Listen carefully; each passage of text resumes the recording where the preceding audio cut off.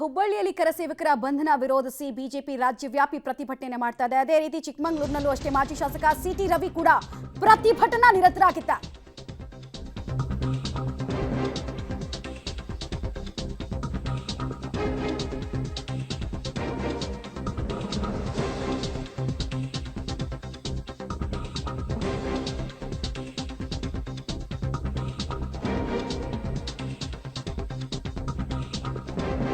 ಶಾಸಕ ಸುನಿಲ್ ಕುಮಾರ್ ಅವರ ಹಾದಿಯನ್ನೇ ಸಿಟಿ ರವಿ ಕೂಡ ತುಳಿತಾ ಇದ್ದಾರೆ. ಚಿಕ್ಕಮಗಳೂರು ನಗರ ಠಾಣೆ ಎದುರು ಸಿಟಿ ರವಿ ಕೂಡ ಪ್ರತಿಭಟನೆ ಮಾಡ್ತಾ ಇದ್ದಾರೆ. ನನ್ನನ್ನು ಬಂಧಿಸಿ, ನಾನು ಕರಸೇವಕ, ನನ್ನನ್ನು ಬಂಧಿಸಿ ಅನ್ನೋ ಅಭಿಯಾನ ಈಗ ಚಿಕ್ಕಮಗಳೂರಿಗೂ ಕೂಡ ಕಾಲಿಡ್ತಾ ಇದೆ.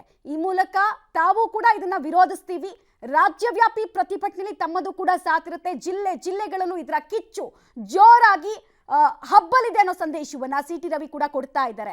ಬೆಳಗ್ಗೆ ಅಷ್ಟೇ ನಾವು ನೋಡ್ತಾ ಇದ್ವಿ, ಸದಾಶಿವನಗರ ಪೊಲೀಸ್ ಠಾಣೆ ಎದುರು ಶಾಸಕ ಸುನಿಲ್ ಕುಮಾರ್ ಅವರು ಹಾಗೂ ಮಾಜಿ ಶಾಸಕ ಪಿ ರಾಜೀವ್ ಅವರು ಪ್ರತಿಭಟನೆ ಮಾಡಿದ್ರು. ಈಗ ನೀವು ನೋಡ್ತಾ ಇರುವಂತಹ ದೃಶ್ಯ, ಮಾಜಿ ಶಾಸಕರಾಗಿರುವಂತಹ ಸಿಟಿ ರವಿ ಚಿಕ್ಕಮಗಳೂರಿನ ಠಾಣೆ ಎದುರು ಕೂತು ಪ್ರತಿಭಟನೆಯನ್ನ ಮಾಡೋ ಮೂಲಕ ಆಕ್ರೋಶವನ್ನ ವ್ಯಕ್ತಪಡಿಸ್ತಾ ಇದ್ದಾರೆ.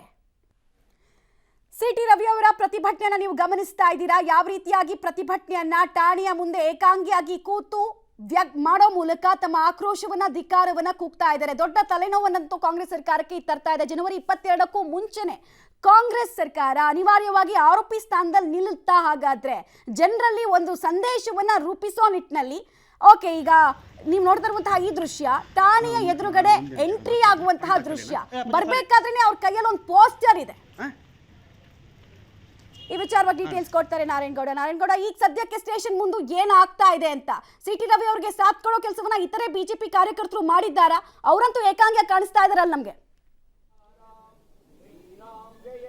ಮಮತಾ ಅಂತಂದ್ರೆ ಏನು, ರಾಜ್ಯ ಸರ್ಕಾರ ಈಗಾಗಲೇ ಕಳೆದ 31 ವರ್ಷಗಳ ಹಿಂದೆ ಕರಸೇವೆಯಲ್ಲಿ ಯಾರ್ಯಾರು ಭಾಗಿಯಾಗಿದ್ರು ಅವರೆಲ್ಲರನ್ನೂ ಕೂಡ ಈಗ ಅವರ ಕೇಸ್ಗಳನ್ನು ಮತ್ತೆ ರೀಓಪನ್ ಮಾಡೋಕ್ಕೆ ಮುಂದಾಗಿರುವಂಥದ್ದು. ಅದೇ ಹಾಗಾಗಿ ಶಾಸಕ ಸಿಟಿ ರವಿಯನ್ನು, ಮಾಜಿ ಶಾಸಕ ಚಿಕ್ಕಮಗಳೂರು ಮಾಜಿ ಶಾಸಕ ಸಿಟಿ ರವಿ ಅವರು ಕೂಡ ಈಗ ನಾನು ಕೂಡ ಕರಸೇವೆಯಲ್ಲಿ ಭಾಗಿಯಾಗಿದ್ದೆ, ನನ್ನನ್ನು ಕೂಡ ಅರೆಸ್ಟ್ ಮಾಡಿ ಅಂತ ಚಿಕ್ಕಮಗಳೂರು ಸ್ಟೇಷನ್ ಮುಂದೆ ಅಂದರೆ ನಗರ ಠಾಣೆ ಮುಂಭಾಗ ಏಕಾಂಗಿ ಪ್ರತಿಭಟನೆ ಮಾಡ್ತಿರುವಂಥದ್ದು. ಅದೇ ಈಗಾಗಲೇ ಸಿಟಿ ರವಿ ಅವರು ಏಕಾಂಗಿಯಾಗಿ ಪ್ರತಿಭಟನೆ ಮಾಡ್ತಿರೋ ಹಿನ್ನೆಲೆಯಲ್ಲಿ ಬಿಜೆಪಿ ಕಾರ್ಯಕರ್ತರು ಕೂಡ ಸ್ಟೇಷನ್ ಮುಂಭಾಗ ಜಮಾಯಿಸಿರುವಂಥದ್ದು. ಅಂದರೆ ಸುಮಾರು 20ಕ್ಕೂ ಹೆಚ್ಚು ಬಿಜೆಪಿ ಕಾರ್ಯಕರ್ತರು ಕೂಡ ಅವರಿಗೆ ಬೆಂಬಲವಾಗಿ ನಿಲ್ಲೋದಕ್ಕೆ ಬಂದಿರುವಂಥದ್ದು. ಆದರೆ ಚಿಕ್ಕಮಗಳೂರು ನಗರ ಠಾಣೆ ಮುಂಭಾಗದಲ್ಲಿ ಸಿಟಿ ರವಿ ಅವರು ಏಕಾಂಗಿಯಾಗಿ ನಾನು ಕರಸೇವಕ ಅಂತ ಈಗ ಅಯೋಧ್ಯೆಯ ಒಂದು ಭಾವಚಿತ್ರವನ್ನ ಇಟ್ಕೊಂಡು ನಾನು ಕರಸೇವಕ, ನನ್ನನ್ನು ಅರೆಸ್ಟ್ ಮಾಡಿ ಅಂತ ಈಗ ಪ್ರತಿಭಟನೆಗೆ ಮುಂದಾಗಿರುವಂಥದ್ದು. ಮಮತಾ, ನಾರಾಯಣಗೌಡ, ಅಲ್ಲಿ ಸಿಟಿ ರವಿ ಅವರು ಇದ್ರೆ ಮಾತಾಡ್ಸೋದಕ್ಕಾಗತ್ತಾ? ಸಾಧ್ಯ ಆಗತ್ತಾ? ಟ್ರೈ ಮಾಡ್ಬೋದಾ?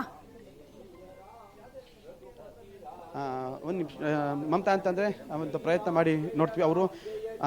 ಅವರು ಕಣ್ಣು ಮುಚ್ಕೊಂಡು ಪ್ರಾರ್ಥನೆಯನ್ನ ಮಾಡ್ತಿರುವಂಥದ್ದು. ಅಂತಂದ್ರೆ ಪ್ರಾರ್ಥನೆ ಮುಖಾಂತರ ಅವರು ಒಂದು ಧರಣಿ ಕೂಡ ಮಾಡ್ತಾ ಇರುವಂಥದ್ದು. ಹಾಗಾಗಿ ಸದ್ಯಕ್ಕೆ ಯಾರತ್ರನೂ ಮಾತಾಡ್ತಾ ಇಲ್ಲ ಮಮತಾ. ಓಕೆ ನಾರಾಯಣಗೌಡ, ಈಗ ನೋಡ್ಬೋದು, ನೀವು ನೋಡ್ಬೋದು ಮಮತಾ, ವಿಜುವಲ್ಸ್ ನೋಡ್ಬೋದು ಮಮತಾ. ಅವರು ಏಕಾಂಗಿಯಾಗಿ ಪ್ರತಿಭಟನೆ ಮಾಡ್ತಿರುವಂಥದ್ದು ಒಂದು, ಮತ್ತೆ ಏಕಾಂಗಿಯಾಗಿ ಪ್ರತಿಭಟನೆ ಮಾಡ್ತಿರೋದು ಒಂದು, ಜೊತೆಗೆ ಅವರು ಕಣ್ಣನ್ನು ಮುಚ್ಕೊಂಡು ಕೂಡ ಈಗ ಧರಣಿ ಅಂದ್ರೆ ಶ್ರೀರಾಮನ ಒಂದು ಮಂತ್ರಗಳನ್ನ ಹೇಳ್ಕೊಂಡು ಅವರು ಪ್ರತಿಭಟನೆ ಮಾಡ್ತಿರುವಂಥದ್ದು ನಾವು ನೋಡ್ಬೋದು. ನಾನು ಕೂಡ ಕ್ರಿಸ್ತಕ 1992 ಡಿಸೆಂಬರ್ 6ರಂದು ಅಯೋಧ್ಯೆಯಲ್ಲಿ ನಡೆದಂಥ ಕರಸೇವೆಯಲ್ಲಿ ನಾನು ಕೂಡ ಭಾಗಿಯಾಗಿದ್ದೆ. ಹಾಗಾಗಿ ನನ್ನನ್ನು ಕೂಡ ಅರೆಸ್ಟ್ ಮಾಡಿ, ಯಾಕೆಂತಂದ್ರೆ ಈಗಾಗಲೇ ರಾಜ್ಯ ಸರ್ಕಾರ ಒಂದು ರೀತಿಯಾದಂತಹ ಒಂದು ದ್ವೇಷದ ರೀತಿ ಕೆಲಸ ಮಾಡ್ತಿರುವಂಥದ್ದು. ಯಾಕೆಂದ್ರೆ 31 ವರ್ಷಗಳ ಹಿಂದಿನ ಕರಸೇವೆಯಲ್ಲಿ ಭಾಗಿಯಾಗಿದ್ದಂತಹ ಕೇಸ್ಗಳನ್ನ ಓಪನ್ ಮಾಡಿರುವಂಥದ್ದು. ನಿನ್ನೆ ಕೂಡ ಸಿಟಿ ರವಿ ಅವರು ಹೇಳಿದ್ರು, ಈಗಾಗಲೇ ಕಳೆದ 31 ವರ್ಷಗಳಲ್ಲಿ ಲಕ್ಷಾಂತರ ಕೇಸ್ಗಳು ಕೋರ್ಟಿಗೆ ಹಾಜರಾಗದಲ್ಲೇ ಇರುವಂತಹ ಕೇಸ್ಗಳು ಇರುವಂಥದ್ದು, ಮತ್ತೆ ಸಾಕಷ್ಟು ಕೇಸ್ಗಳು ಇರುವಂಥದ್ದು. ಆದರೆ ಆ ಕೇಸ್ಗಳನ್ನು ಕೂಡ ರೀಓಪನ್ ಮಾಡ್ದಲ್ಲೇ ಇರುವಂಥದ್ದು, ಮತ್ತೆ ಸಾಕಷ್ಟು ಪ್ರಕರಣಗಳು ಘಟನೆ ಆಗಿರೋದ್ರ ಬಗ್ಗೆ ಸರಿಯಾಗಿ ತನಿಖೆನೇ ಕೂಡ ನಡೆದಿಲ್ಲ. ಅಂತಹ ಪ್ರಕರಣಗಳನ್ನ ಯಾವನ್ನೂ ಕೂಡ ಅವರು ರೀಓಪನ್ ಮಾಡ್ತಿಲ್ಲ. ಆದರೆ ಕರಸೇವೆಯಲ್ಲಿ ಭಾಗಿಯಾಗಿದ್ದಂತಹ ಕರಸೇವಕರ ಮೇಲೆ ಹಾಕಿದಂಥ ಕೇಸ್ಗಳನ್ನ ಮಾತ್ರ ರೀಓಪನ್ ಮಾಡ್ತಿದ್ದಾರೆ. ಹಾಗಾಗಿ ಸರ್ಕಾರದ ವಿರುದ್ಧ ಅಸಮಾಧಾನ ಹೊರಹಾಕಿರುವಂತಹ ಮಾಜಿ ಸಚಿವ ಸಿಟಿ ರವಿ ಅವರು ನಾನು ಕೂಡ ಭಾಗಿಯಾಗಿದ್ದೆ, ನನ್ನನ್ನು ಕೂಡ ಅರೆಸ್ಟ್ ಮಾಡಿ ಅಂತ ಏಕಾಂಗಿಯಾಗಿ ಸ್ಟೇಷನ್ ಮುಂಭಾಗ ಪ್ರತಿಭಟನೆ ಮಾಡ್ತಿರುವಂಥದ್ದು ನಾವು ಹೊರಗಡೆ ವಿಜುವಲ್ಸ್ ಅಲ್ಲೂ ನೋಡಬಹುದು ಮಮತಾ. ಈಗಾಗಲೇ ಸುಮಾರು 20ಕ್ಕೂ ಹೆಚ್ಚು ಬಿಜೆಪಿ ಕಾರ್ಯಕರ್ತರು ಚಿಕ್ಕಮಗಳೂರು ನಗರದಲ್ಲಿ ಈಗ ಬೆಳಿಗ್ಗೆಯಿಂದಲೂ ಕೂಡ ಮಳೆ ಬರ್ತಿರುವಂಥದ್ದು. ಆ ಮಳೆ ಮಧ್ಯನೂ ಕೂಡ ಸುಮಾರು 20ಕ್ಕೂ ಹೆಚ್ಚು ಬಿಜೆಪಿ ಕಾರ್ಯಕರ್ತರು ಸಿಟಿ ರವಿ ಅವರಿಗೆ ಬೆಂಬಲವಾಗಿ ನಿಲ್ತಾ ಇರುವಂಥದ್ದು ಬಂತೀರ ನಾವು ನೋಡ್ಬೋದು ಮಮತಾ. ಈಗ ಸಿಟಿ ರವಿ ಅವರು ಕೂಡ ಏಕಾಂಗಿ ಪ್ರತಿಭಟನೆ ಮಾಡ್ತಿರುವಂಥದ್ದು, ಅವರು ಪ್ರಾರ್ಥನೆ ಮಾಡ್ತಿರುವಂಥದ್ದು ಸಹ ನೋಡೋಣ.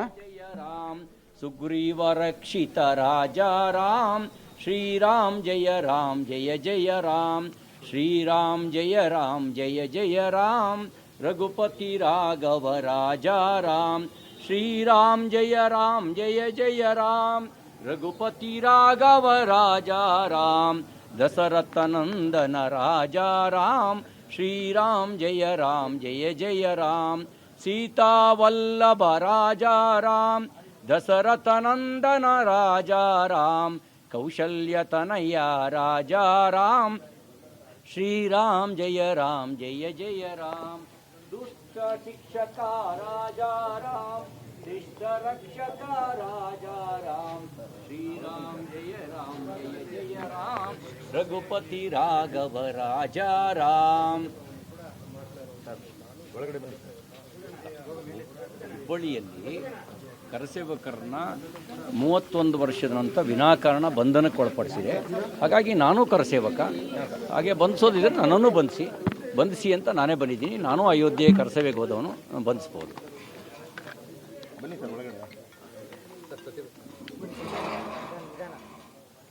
ಹುಬ್ಬಳ್ಳಿಯಲ್ಲಿ ಶ್ರೀಕಾಂತ್ ಪೂಜಾರಿ ಅಂತಕ್ಕಂಥ ಶ್ರೀರಾಮ ಭಕ್ತ ಕರಸೇವಕನನ್ನು 31 ವರ್ಷಗಳ ನಂತರ ಒಂದು ಹಳೆ ಕೇಸಿನ ನೆಪದಲ್ಲಿ ಅವನನ್ನು ಬಂಧನಕ್ಕೊಳಪಡಿಸಿ ನ್ಯಾಯಾಂಗದ ಕಸ್ಟಡಿಗೆ ಕೊಟ್ಟಿದ್ದಾರೆ.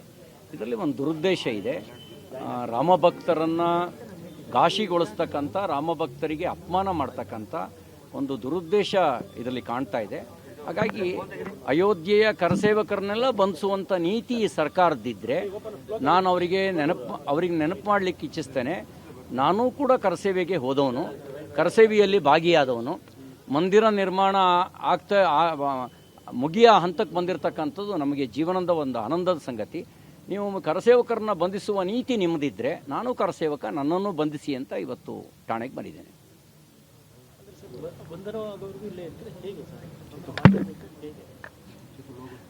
ನಾನು ಬಂಧಿಸಿ ಅಂತ ಬಂದಿದ್ದೇನೆ. ಮುಖ್ಯಮಂತ್ರಿ ಆಹ್ವಾನ ಇಲ್ಲ ನನಗೆ. ಕಳೆದ 30 ವರ್ಷಗಳಲ್ಲಿ ಇಲ್ಲಿ ಕೂಡ ಹೇಳಿ ಸಾಕಷ್ಟು ಪ್ರಕರಣಗಳು ಇರುತ್ತವೆ. ಅವು ಯಾವ ಕೂಡ ಅವಕ್ಕೊಂದು ತಾರ್ಕಿಕ ಅಂತ್ಯ ಮುಟ್ಟಿಲ್ಲ. ಆದರೆ ಈ ಪ್ರಕರಣನೇ ಓಪನ್ ಮಾಡ್ತಿರೋದ್ರಿಂದ ಏನು ಉದ್ದೇಶ? ನೋಡಿ, ಈಗ ಶ್ರೀಕಾಂತ್ ಪೂಜಾರಿಯವರೇನು ದೇಶ ಬಿಟ್ಟು ಹೋಗಿರಲಿಲ್ಲ, ತಲೆಮರೆಸ್ಕೊಂಡಿರಲಿಲ್ಲ. ಅವ್ರ ಮೇಲೆ ಮೊಕದ್ದಮೆ ದಾಖಲಾಗಿರೋ ವಿಷಯನೂ ಕೂಡ ಅವ್ರಿಗೆ ಗೊತ್ತಿರಲಿಲ್ಲ. ಅವರು ಹುಬ್ಬಳ್ಳಿಯಲ್ಲೇ ಹುಬ್ಬಳ್ಳಿಯಲ್ಲೇ ಇದ್ದರು.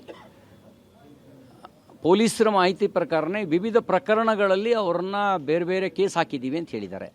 ಹಾಗಿದ್ದಾಗ ಅವರೇನು ತಲೆಮರೆಸ್ಕೊಂಡು ವ್ಯಕ್ತಿ ಅಲ್ಲ. ಯಾರೋ ತಲೆಮರೆಸ್ಕೊಂಡು ದೇಶ ಬಿಟ್ಟು ಹೋಗಿ ಇವತ್ತು ದಿಢೀರಂತ ದೇಶಕ್ಕೆ ವಾಪಸ್ ಬಂದಿದ್ದಾರೆ ಅಂತ ಹೇಳಿದ್ರೆ, ಬಂದ ತಕ್ಷಣ ನಾವು ಬಂಧಿಸಿದ್ದೇವೆ ಅಂತ ಸರ್ಕಾರ ಸಮಜಾಯಿಸಿ ಕೊಡ್ಬೋದಾಗಿತ್ತು. ಆದರೆ ಅದೇ ಊರಿನಲ್ಲಿರೋರನ್ನ ಅಯೋಧ್ಯೆಯ ಮಂದಿರ ನಿರ್ಮಾಣದ ಕ್ಷಣಗಣನೆ, ಉದ್ಘಾಟನೆಯ ಕ್ಷಣಗಣನೆ ಆಗ್ತಿರೋ ಸಂದರ್ಭದಲ್ಲಿ ಮನೆ ಮನೆಗೆ ಶ್ರೀರಾಮ ಮಂತ್ರಾಕ್ಷತೆಯ ಆಮಂತ್ರಣ ತಲುಪ್ತಿರುವಂಥ ಸಂದರ್ಭದಲ್ಲಿ ರಾಮಭಕ್ತ ಕರಸೇವಕನನ್ನು ಬಂಧಿಸಿರೋದ್ರ ಹಿನ್ನೆಲೆ ಇದು ದುರುದ್ದೇಶಪೂರ್ವಕ ಅಂತ ನಮಗನ್ನಿಸಿದೆ. ಹಾಗಾಗಿ ಸರ್ಕಾರದ ನೀತಿಯೇ ರಾಮಭಕ್ತರನ್ನು ಬಂಧಿಸೋದಾದರೆ, ಕರಸೇವಕರನ್ನು ಬಂಧಿಸೋದಾದರೆ ನಾನು ಕೂಡ ಕರಸೇವಕ, ನೀವು ನನ್ನನ್ನು ಬಂಧಿಸಿ ಅಂಥೇಳಿ ಇವತ್ತು ಠಾಣೆಗೆ ಬಂದಿದ್ದೇನೆ. ಸಂಶಯ ಅಂತ ಮಾಡ್ತಾರೆ. ಹಲವು ಪ್ರಕರಣಗಳು ಕೂಡ ದಾಖಲಾಗಿದೆ, ಆ ಸಂದರ್ಭದಲ್ಲಿ ಕೂಡ ಅವ್ರನ್ನ ವಶಕ್ಕೆ ಪಡೆದಿದ್ದಾರೆ ಅಂತ ಮಾಡ್ತಿದ್ದಾರೆ. ಅಲ್ಲ, ನೀವೇನಂದರೆ ಆ ಪೊಲೀಸ್ ಮಾಹಿತಿ ಪ್ರಕಾರನೇ ಅವ್ರು ಈಗೇನು ಹೇಳ್ತಾ ಇದ್ದಾರೆ, ನಾವೊಂದು ಅವ್ರದ್ದು ಕ್ರೈಮ್ ಹಿಸ್ಟ್ರಿ ಬಿಡುಗಡೆ ಮಾಡಿದ್ದೀವಿ ಅಂತ ಹೇಳಿದರು. ಹಾಗಾದರೆ 31 ವರ್ಷದಿಂದ ಯಾಕೆ ಬಂಧಿಸಿರಲಿಲ್ಲ? 31 ವರ್ಷದಿಂದ ಅವರೇನು ಹುಬ್ಬಳ್ಳಿ ಬಿಟ್ಟು ಓಡೋಗಿರಲಿಲ್ಲ, ಹುಬ್ಬಳ್ಳಿಯಲ್ಲೇ ಇದ್ದರು, ಹುಬ್ಬಳ್ಳಿಯಲ್ಲೇ ಹುಟ್ಟಿದ್ದಾರೆ, ಹುಬ್ಬಳ್ಳಿಯಲ್ಲೇ ಬದುಕ್ತಾ ಇದ್ದಾರೆ, ಅಲ್ಲೇ ವ್ಯವಹಾರ ನಡೆಸ್ತಾ ಇದ್ದಾರೆ. ಅಂದರೆ ಈಗ ನೀವು ಏಕಾಏಕಿ ಈಗ ಬಂಧಿಸಿರೋ ಹಿನ್ನೆಲೆ ಏನು? ಅದು ಅಯೋಧ್ಯೆಯ ಸಂಬಂಧಿತ ಗಲಭೆಗೆ ಸಂಬಂಧಿಸಿದಂತೆ ಅಂತ ನೀವು ಬಂಧಿಸೋದ್ರ ಹಿನ್ನೆಲೆ ಏನು? ಇದ್ರ ಹಿಂದ್ಗಡೆ ದುರುದ್ದೇಶ ಇದೆ. ಒಂದು ಕಡೆ ಈ ರಾಮ ನಮ್ಮ ಅಂದರೆ ಇದು BJPಯ ರಾಮ ಅಂತ ಹೇಳ್ತಾ ಕೊಡುವಂಥದ್ದು, ಮತ್ತೊಂದು ಕಡೆ 31 ವರ್ಷದ ಕೇಸನ್ನು ರೀಓಪನ್ ಮಾಡುವಂಥದ್ದು, ಮಗದೊಡೆ ಮತ್ತೊಂದು ಹೋದ ಹತ್ಯಾಕಾಂಡ ಅಂತ ಪ್ರಕರಣ ನಡೀಬೋದು ಅಂತ ಏನು ಹೇಳಕ್ಕೆ ಕೊಟ್ಟಿರ್ತಾರೆ ಸರ್ ಇವರು? ನೋಡಿ, ಕರಸೇವಕರನ್ನ ಬಂಧಿಸಿರೋದ್ರ ಹಿನ್ನೆಲೆ ನೋಡ್ತಾ ಇದ್ರೆ ಅದು ದುರುದ್ದೇಶ ಪೂರಿತ ಅನ್ನೋದು CT ರವಿಯವರು ವಾದ ಆಗ್ತಾ ಇದೆ. ಸೊ ಹೀಗಾಗಿ ನಾನು ಕರಸೇವಕ, ನಾನು ಅವತ್ತೂ ಕೂಡ ಕರಸೇವೆಯಲ್ಲಿ ಪಾಲ್ಗೊಂಡಿದ್ದೆ, ಈಗ ನನ್ನನ್ನು ಕೂಡ ಬಂಧಿಸಿದ್ದೆ, ನಾನೇ ಠಾಣೆಗೆ ಬಂದಿದ್ದೀನಿ. ಅದೇ ವಿಚಾರವಾಗಿ ಭಜನೆ ಮಾಡೋ ಮೂಲಕ ಆಕ್ರೋಶವನ್ನ ಕೂಡ ವ್ಯಕ್ತಪಡಿಸಿದ್ರು, ಧಿಕ್ಕಾರವನ್ನ ಕೂಡ ಮಾಡಿದ್ರು. ವಿನೂತನವಾಗಿ ಪ್ರತಿಭಟನೆಯನ್ನ ರಾಜ್ಯದ ವಿವಿಧ ಪೊಲೀಸ್ ಠಾಣೆಗಳಲ್ಲಿ BJP ನಾಯಕರು ಮಾಡ್ತಾ ಇದ್ದಾರೆ. ಶ್ರೀರಾಮ್ ಜಯ ರಾಮ್ ಜಯ ಜಯ ರಾಮ್, ಶ್ರೀರಾಮ್ ಜಯ ರಾಮ್ ಜಯ ಜಯ ರಾಮ್, ಶ್ರೀರಾಮ್ ಜಯ ರಾಮ್ ಜಯ ಜಯ ರಾಮ್, ರಘುಪತಿ ರಾಘವ ರಾಜಾ ರಾಮ್, ರಾಮ್ ರಘುಪತಿ ರಾಘವ ರಾಜಾ ರಾಮ್, ಶ್ರೀರಾಮ್ ಜಯ ರಾಮ್ ಜಯ ಜಯ ರಾಮ್, ಶ್ರೀರಾಮ್ ಜಯ ರಾಮ್ ಜಯ ಜಯ ರಾಮ್, श्री राम जय जय राम रघुपति राम